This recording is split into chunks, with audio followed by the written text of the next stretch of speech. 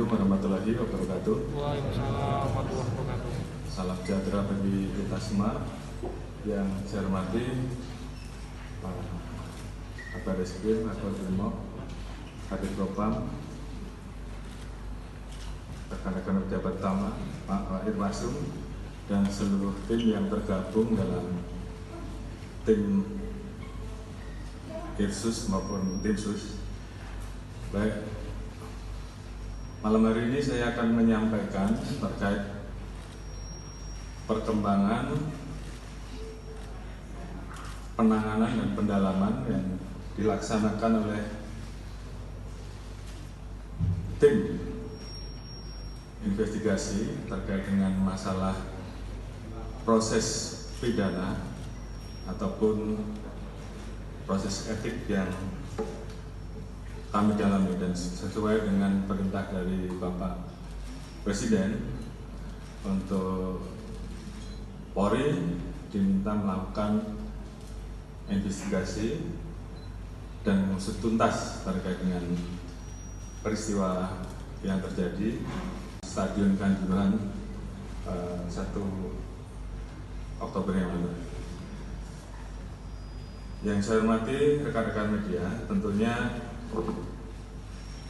tim melakukan kegiatan secara maraton, secara cepat, namun tentunya kita juga tetap berhati-hati dan mengedepankan hal-hal yang bersifat scientific crime investigation. Beberapa kegiatan yang dilakukan oleh tim antara lain adalah pendalaman terhadap CCTV yang ada di lokasi kejadian, kemudian juga pendalaman lebih lanjut terkait dengan beberapa temuan yang kita temukan, baik bercak darah, kemudian visum interpretum para korban, juga barang-barang lain yang kita temukan seperti selongsong, gas air mata, kemudian kondisi stadion, dan juga temuan-temuan lain yang kita dapatkan. Berdasarkan hasil dari pemeriksaan dari tim Pasirsus dan juga pendalaman, mungkin ada beberapa hal yang perlu saya sampaikan sebagai kronologis yang tentunya harus saya jelaskan kepada rekan-rekan. Jadi hasil temuan yang ada dimulai dari tanggal 12 September 2022, Panitia Pelaksana Arema FC mengirimkan surat kepada Polres terkait dengan permohonan rekomendasi pertandingan sepak bola Arema FC dan Persebaya yang dilaksanakan tanggal 1 Oktober pukul 20. Kemudian Polres menanggapi surat dari Panpel tersebut dan mengirimkan surat secara resmi untuk mengubah jadwal pelaksanaan menjadi pukul 15.30 waktu Indonesia Barat dengan pertimbangan faktor keamanan. Namun demikian, permintaan tersebut ditolak oleh PT LIB dengan alasan apabila waktunya digeser, tentunya ada pertimbangan yang terkait dengan masalah penayangan langsung, ekonomi dan sebagainya, yang mengakibatkan dampak yang bisa memunculkan penalti ataupun ganti rugi. Oleh karena itu, kemudian Polres melakukan persiapan untuk melakukan pengamanan dengan melaksanakan berbagai macam rakor dan juga menambah jumlah personel dari yang semula 1.073 personel menjadi 2.034 personel, dan disepakati bahwa dalam rakor bahwa khusus untuk supporter yang hadir hanya dari supporter Aremania. Seperti kita ketahui, pertandingan yang berjalan pada tanggal 1 Oktober pukul 20 sampai dengan selesai, skor berakhir dengan skor 2 untuk Arema dan 3 untuk Persebaya. Proses pertandingan semuanya berjalan lancar, namun di saat akhir pertandingan muncul reaksi dari supporter ataupun penonton terkait dengan hasil yang ada, sehingga seperti rekan-rekan ketahui muncul beberapa penonton ataupun supporter yang kemudian masuk lapangan. Terkait dengan hal tersebut, tentunya tim kemudian melakukan khususnya terhadap ofisial dan pemain Persebaya dengan menggunakan 4 unit kendaraan taktis barakuda. Proses evakuasi berjalan cukup lama, hampir 1 jam, karena memang sempat terjadi kendala dan hambatan karena memang terjadi penghadang. Namun demikian semuanya bisa berjalan lancar dan evakuasi pada saat itu dipimpin langsung oleh Kapolres. Di sisi lain, pada saat yang bersamaan, penonton semakin banyak yang turun ke lapangan, sehingga pada saat itu kemudian beberapa anggota kemudian mulai melakukan kegiatan-kegiatan penggunaan kekuatan. Seperti yang kita lihat, ada yang menggunakan tameng, termasuk pada saat mengamankan kiper Arema FC, saudara Aldison Maringa. Dengan semakin bertambahnya penonton yang turun ke lapangan, beberapa personil menembakkan gas air mata. Terdapat 11 personil yang menembakkan air mata. Ke tribun selatan 7 tembakan, ke tribun utara 1 tembakan, dan ke lapangan 3 tembakan. Tentulah ini yang kemudian mengakibatkan para penonton, terutama yang ada di tribun yang ditembakkan tersebut, kemudian panik, merasa pedih, dan kemudian berusaha untuk segera meninggalkan arena. Di satu sisi, tembakan tersebut dilakukan dengan maksud untuk mencegah agar penonton yang kemudian turun ke lapangan itu bisa dicegah. Penonton yang kemudian berusaha untuk keluar, khususnya di pintu 3, 10, 11, 12, 13, dan 14 sedikit mengalami kendala. Karena ada aturan di tribun ataupun di stadion ini ada 14 pintu.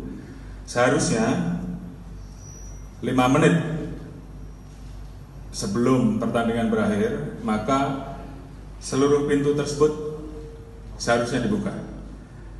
Namun saat itu pintu dibuka, namun tidak sepenuhnya, hanya berukuran kurang lebih 1,5 meter, dan para penjaga pintu atau steward tidak berada di tempat. Berdasarkan pasal 21 Regulasi Keselamatan dan Keamanan PSSI menyebutkan bahwa steward harusnya tetap berada di tempat selama penonton belum meninggalkan stadion. Kemudian terdapat besi melintang setinggi kurang lebih 5 cm yang dapat mengakibatkan penonton atau supporter menjadi terhambat pada saat harus melewati pintu tersebut. Apalagi kalau pintu tersebut dilewati oleh jumlah penonton dalam jumlah banyak, sehingga kemudian terjadi desak-desakan yang mengakibatkan kemudian terjadi sumbatan di pintu-pintu tersebut hampir 20 menit. Nanti akan dijelaskan, akan terlihat di CCTV. Dari situlah kemudian banyak muncul korban yang mengalami patah tulang, yang mengalami trauma di kepala, torak, dan juga sebagian besar yang meninggal mengalami asfiksia.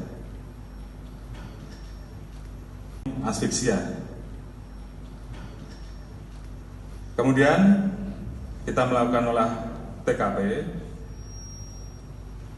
Berdasarkan hasil pendalaman, ditemukan bahwa PT LIB selaku penyelenggara Liga 1 tidak melakukan verifikasi terhadap Stadion Kanjuruhan. Verifikasi terakhir dilakukan pada tahun 2020 dan ada beberapa catatan yang seharusnya dipenuhi, khususnya terkait dengan masalah keselamatan bagi penonton. Di tahun 2022 tidak dikeluarkan verifikasi dan menggunakan hasil yang dikeluarkan pada tahun 2020 dan belum ada perbaikan terhadap catatan hasil verifikasi tersebut. Kemudian ditemukan fakta juga, penonton yang kemarin datang hampir 42.000, pada saat kita dalami dari panitia penyelenggara tidak menyiapkan rencana darurat untuk menangani situasi-situasi 8 regulasi keselamatan keamanan PSSI tahun 2021.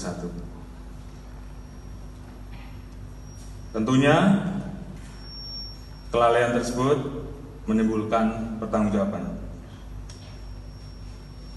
Atas dasar peristiwa dan pendalaman, maka tim melaksanakan 2 proses sekaligus, yaitu proses yang terkait dengan pemeriksaan pidana dan juga proses yang terkait dengan pemeriksaan internal terhadap anggota Polri yang melakukan penembakan gas air mata. Terkait dengan pemeriksaan internal, kita telah memeriksa 31 orang personil. Ditemukan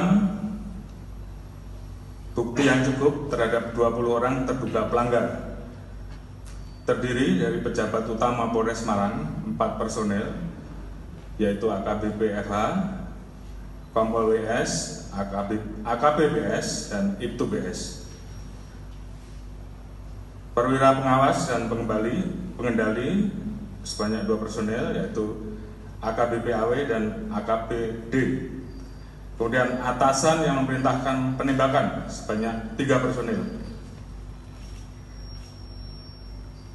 AKPH, AKPUS, dan Aibtu BP. Personil yang menembakkan gas air mata di dalam stadion 11 personil. Kemudian terkait dengan temuan tersebut, tentunya setelah ini akan segera dilaksanakan proses untuk pertanggungjawaban etik. Namun demikian, sekali lagi, tidak menutup kemungkinan jumlah ini masih bisa bertambah. Kemudian terkait dengan proses penyidikan, kita telah memeriksa 48 orang saksi, meliputi 26 orang personel Polri, 3 orang penyelenggara pertandingan, 8 orang steward, 6 saksi yang ada sekitar TKP, dan 5 orang korban. dan saat ini kita juga terus melakukan pemeriksaan tambahan. Tadi pagi telah dilaksanakan gelar perkara meningkatkan status terkait dengan dugaan pasal 359 dan 360 KUHP tentang menyebabkan orang mati ataupun luka-luka berat karena kealpaan, dan pasal 103 ayat 1 untuk pasal 52 Undang-Undang Nomor 11 Tahun 2002. Berdasarkan gelar dan alat bukti permulaan yang cukup, maka ditetapkan saat ini 6 tersangka sebagai berikut. Yang pertama, Saudara Insinyur AHL, Direktur Utama PT LIB.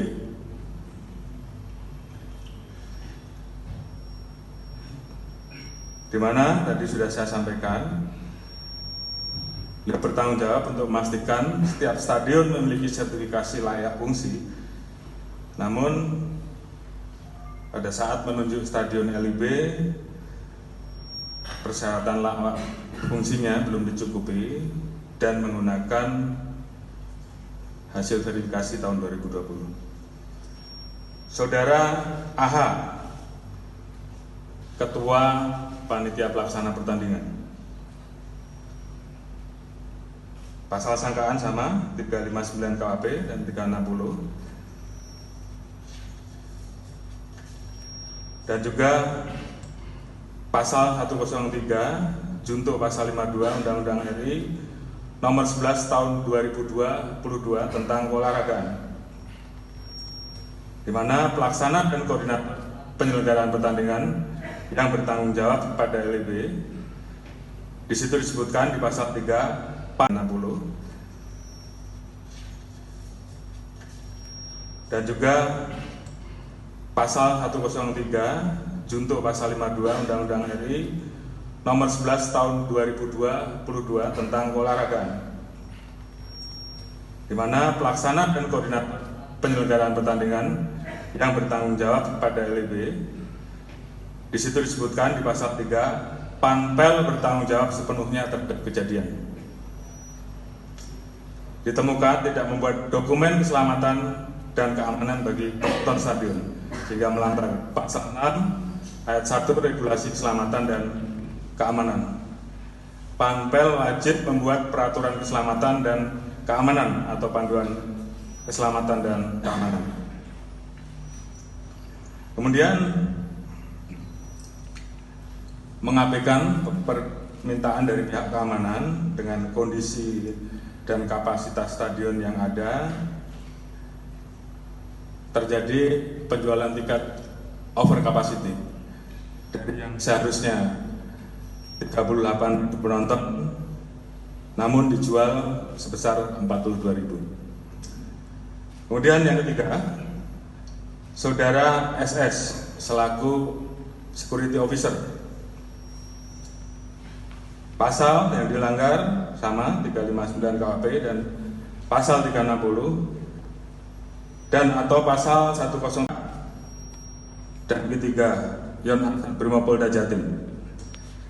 Yang bersangkutan memerintahkan anggotanya untuk melakukan penembakan gas air mata. Saudara BSA, Kasat Samapta Polres Malang, pidana sama pasal 359, pasal 360. Yang bersangkutan juga memerintahkan anggotanya untuk melakukan penembakan gas air mata. Tentunya tim akan terus bekerja maksimal seperti yang saya sampaikan, bahwa kemungkinan penambahan pelaku, apakah itu pelaku pelanggar etik maupun pelaku yang akan kita tetapkan karena pelanggaran pidana, kemungkinan masih bisa bertambah dan tim terus bekerja. Dan kami tentunya akan betul-betul menyelesaikan kasus yang saat ini kita proses, khususnya yang pidana. Kami akan segera berkoordinasi dengan Kejaksaan Agung, dengan Jampidum, dan dengan kejaksaan yang ada di wilayah Jawa Timur, sehingga prosesnya bisa berjalan dengan simultan. Selanjutnya, tentu proses perjalanan pertandingan sepak bola ke depan akan jadi semakin baik. Oleh karena itu, kita akan mengeluarkan peraturan Kapolri terkait dengan manajemen pengamanan, khususnya kompetisi sepak bola dan manajemen pengendalian penonton, sehingga kita harapkan ke depan penyelenggaraan akan berjalan dengan lebih baik dan tentunya pengamanannya juga akan lebih baik.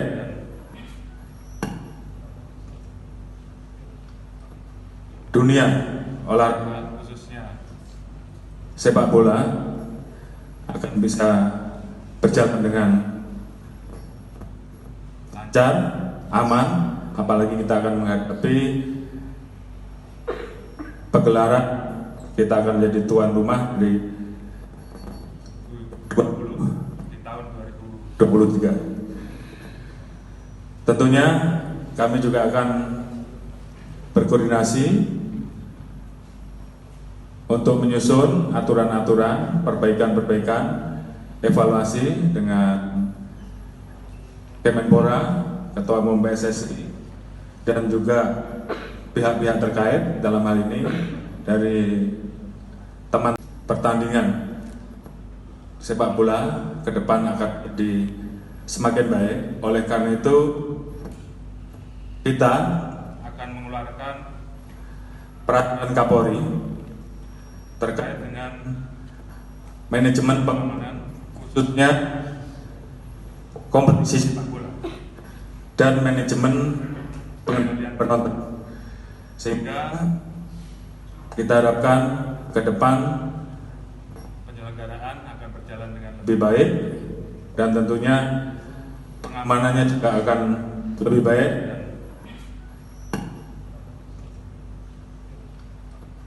Dunia olahraga, khususnya sepak bola, akan bisa berjalan dengan lancar, aman, apalagi kita akan menghadapi pegelaran. Kita akan menjadi tuan rumah di tahun 2023. Tentunya kami juga akan berkoordinasi